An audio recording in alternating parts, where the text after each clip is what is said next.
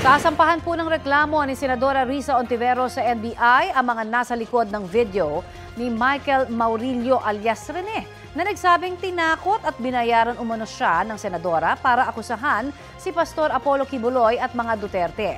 Pinabulaanan niya ng senadora sabay labas na mga screenshot ng email at text ni alias Rene. Balitang hatid ni Mav Gonzalez. Sinungaling na nga, nang haharas pa. Mariin ang pagtanggi ni Senadora Risa Ontiveros sa mga pahayag ni Michael Maurilio alias Rene.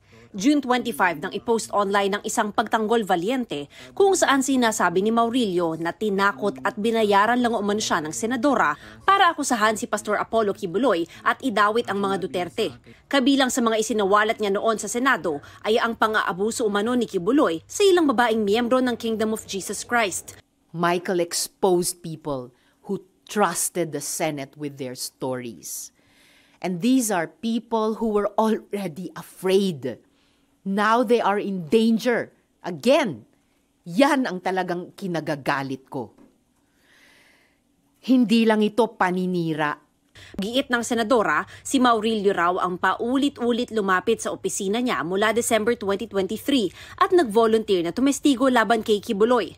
Naglabas pa siya ng mga screenshot ng email at text bilang resibo. Siya mismo ang gumawa at nagbigay sa aking opisina. Andoon na ang pangalan ng mga Duterte. Walang pumilit. Siya ang nagkusang loob. No one paid him.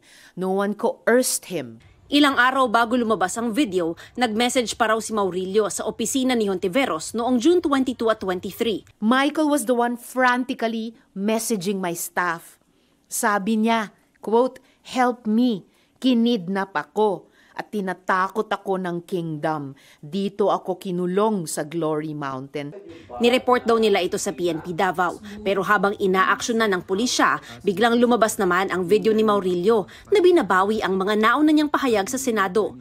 Ayon kay Ontiveros, hindi niya alam kung sino ang nasa likod ng video. Pero ang turing niya rito, witness tampering, fake news, psychological warfare. This isn't just an attack on my office.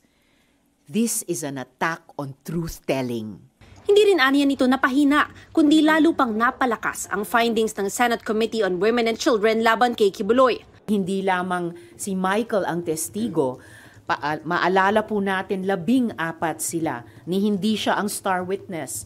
At yung iba sa 13 pang witness na yon ay nag-reach out na sa opisina ko para sabihing handa nilang patunayan. Sabihin muli na sila'y nagtestigo ng malaya at hindi sila binayaran.